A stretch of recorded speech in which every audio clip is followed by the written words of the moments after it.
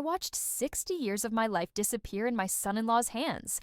Every photograph, every memory, my wedding day, my children's first steps, my husband's last smile before his illness took him.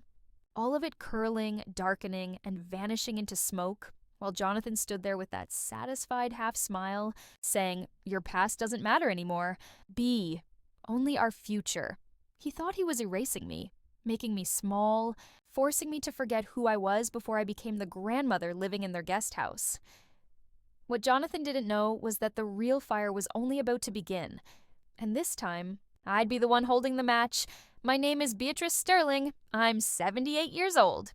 And this is the story of how I lost everything that mattered and found something I didn't know I still had: myself.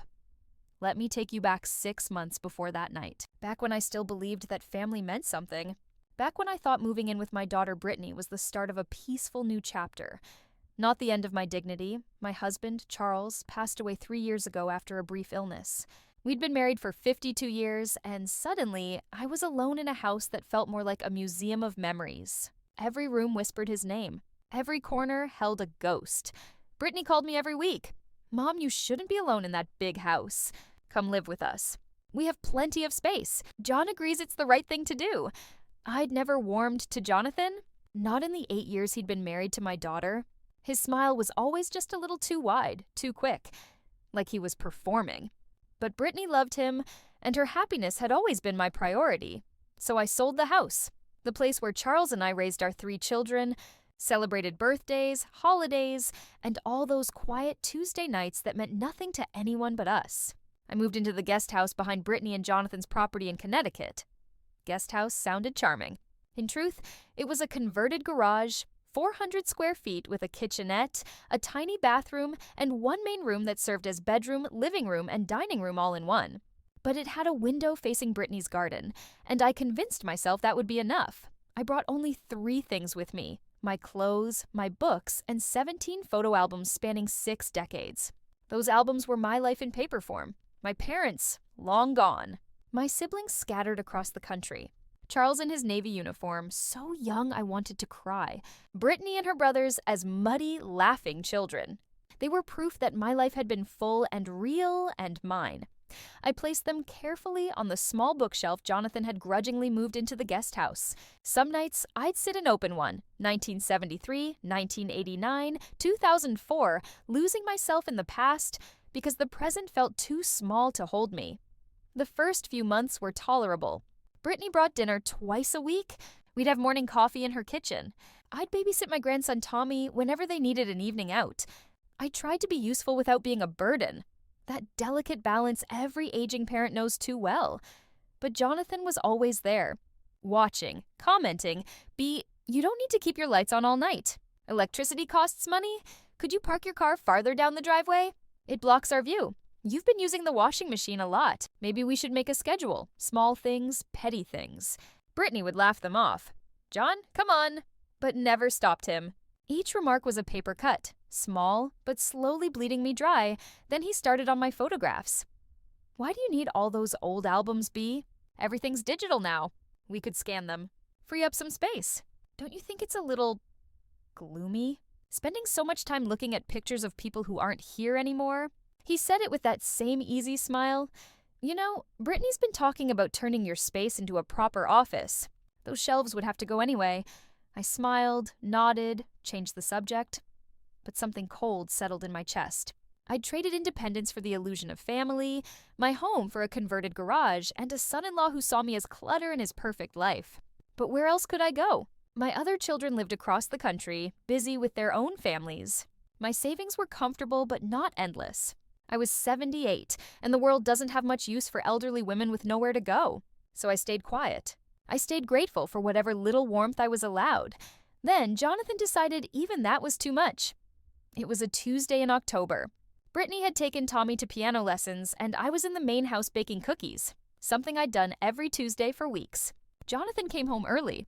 His face was tight with irritation. "What are you doing?" "Baking cookies." Brittany said Tommy loves the chocolate chip ones. "This isn't your kitchen, B." The words hit like a slap. "I know, I'm sorry. I just thought, you're always here, using our things. Acting like this is your house." His voice rose, sharp and full of accusation. Do you know what we gave up to take you in? I'm grateful. Grateful? You're living in our backyard, eating our food, running up our bills. And for what? To sit in that little shed and stare at pictures of people who aren't even around anymore? Don't talk about my family like that! Something shifted in his expression. Colder, crueler. Your family? They're gone, Bea. Your husband's gone. Your parents are gone. Those photos are just paper. They matter to me. Well, maybe that's the problem. Maybe you need to stop living in the past and start living in our present. The one where Brittany and I are trying to build a future, and you're just taking up space. I wanted to fight back, to remind him who I was. But instead, I whispered, I'll go back to the guest house. Good idea. And clean this up. I don't want Brittany coming home to your mess. I cleaned. I threw away the cookie dough. I washed every dish. Then I went back to my small room and cried for the first time since Charles passed. That night, I heard them arguing. Thin walls carry sound too well. Brittany's voice hurt, defensive. Jonathan's calm, logical, explaining why I was a problem, why things needed to change. I pressed a pillow over my ears and wished for silence. 3 weeks later, Jonathan burned my photographs. I'd gone into town for a doctor's appointment. By the time I returned, the sky was glowing orange. Smoke drifted lazily over the backyard. At first, I thought he was grilling. Then I realized the smoke was coming from near my guest house. He stood beside a metal fire pit, feeding something into the flames page by page. My photo albums. What are you doing? He didn't flinch, making space. You have too much stuff, Bea. Brittany and I agreed. It's time to let go of the past. Those are mine. Were yours. Now they're just clutter. I watched Charles's young face curl and vanish. I watched my wedding day turn to gray dust. I watched Tommy as a newborn disappear in a flicker of flame. Please, stop. That's all I have left? That's exactly the problem. You're living in the past. Brittany's worried about you. We both are. She knows about this. It was her idea. He said it casually, but I knew it was a lie. A cruel one. You're lying, am I? Go ask her. I turned toward the house, but he grabbed my arm. His grip hurt. You want the truth? You're a burden. Brittany's too kind to say it, but I'm not. We took you in out of obligation. That obligation's expired. Let go of me. This house is ours. This life is ours. Your past doesn't matter. Only our future. Then he released me and gestured toward the fire. I'm helping you move forward. Whether you like it or not, I stood there watching 60 years of my life vanish into ash, and something inside me, something I thought had died with Charles, came alive again. I didn't confront Brittany that night. I didn't cry. I simply locked my door and sat in silence. When Charles was sick, he'd made me promise one thing. Don't let anyone make you small. Don't let anyone tell you that you don't matter. I'd promised. Then I'd spent 3 years doing exactly that, shrinking. Jonathan thought he'd broken me. Instead, he lit the spark I needed. I turned on the light and reached for my phone. My attorney, Vanessa Lee, had managed our finances after Charles's passing. I called her emergency number. Vanessa, I need to know exactly how much money I have. All of it. Bea, it's almost midnight. Can this wait? No, a pause. Then the soft sound of keys. Including your savings, the remainder of Charles' policy, and your investments, just over $900,000. The number hit like a cold wind, 900,000. I'd known there was money, but not that much. If I wanted to move it quickly, to donate, how fast could we do that? Donate, Bea, that's your security, your future. You can't just, how fast, Vanessa? Another pause. If you're certain, by tomorrow evening. And I was. If something's happened, something has happened, I said quietly. And for the first time in 3 years, my thoughts felt clear. I told Vanessa what I wanted. She tried to talk me out of it. I could hear the concern in her voice, that mixture of professionalism and genuine care for the woman who sounded ready to give away nearly $1 million. But I was done being managed, done being told what was best for me. By the time I hung up, it was past 1 a.m.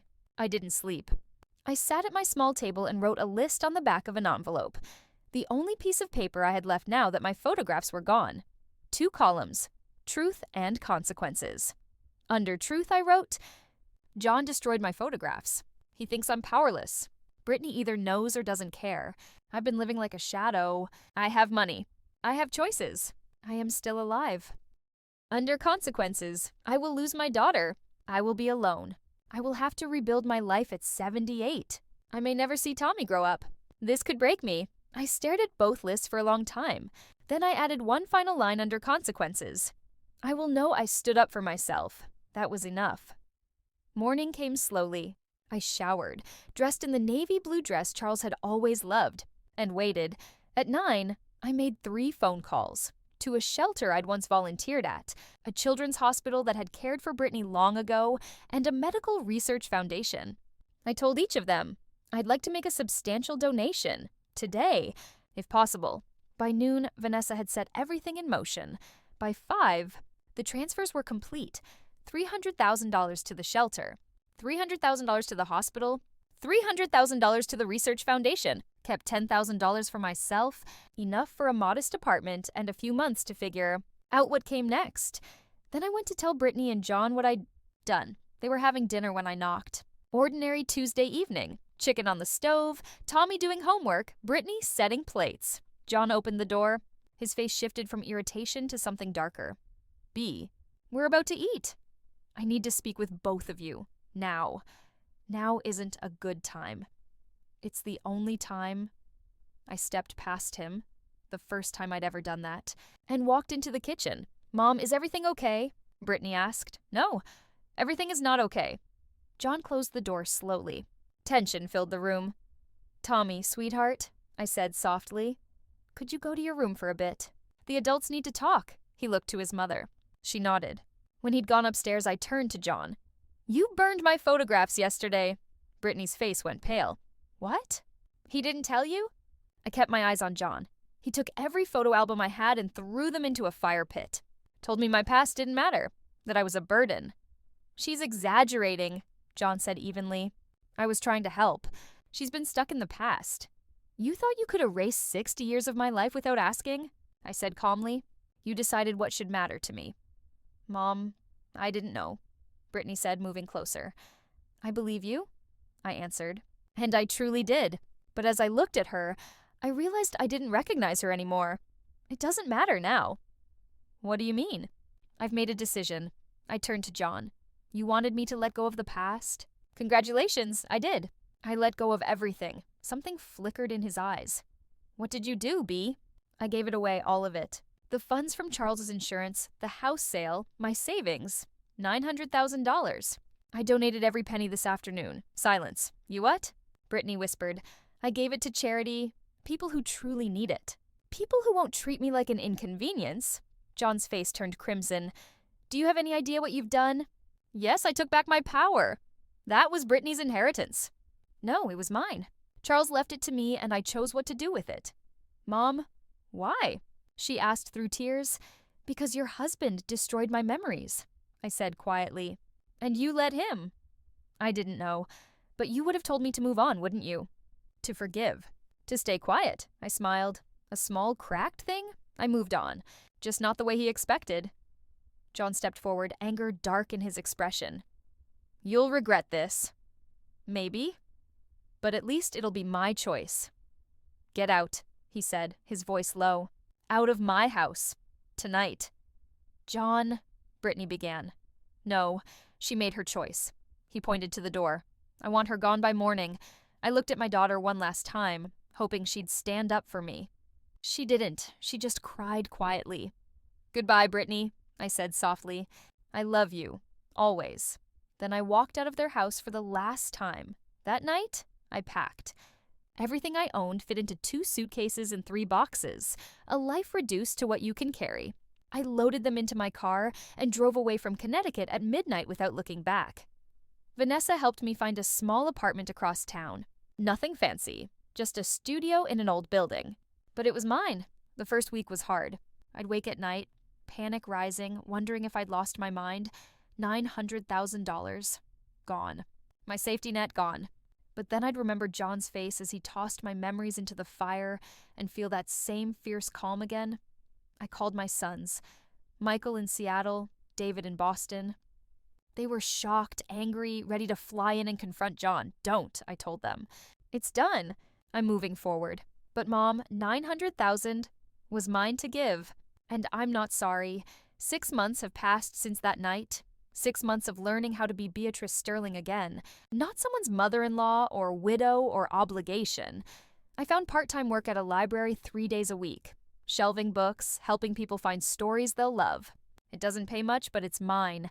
I started taking photographs again, just on my phone. A sunset, a cup of coffee, the light through the stacks at 4 in the afternoon, building a new life, one image at a time. The shelter wrote to say they're naming a new wing after Charles. The hospital is opening 3 new rooms. The Research Foundation says my donation is helping fund a promising new treatment. My money is doing real, tangible good. And somehow that means more than I ever expected. Brittany called once, 2 months after I left, crying, apologizing, begging me to come back, to forgive John. He's sorry. He didn't mean it. He was stressed. I listened. And then I said, "The photographs are still gone, Brittany." And so am I. She hasn't called since. I miss her. I miss Tommy. I miss the life I thought I'd have. Grandchildren, family dinners, belonging. But I don't miss being small. Here's what I've learned. Burning photographs doesn't erase the past. The memories live inside you.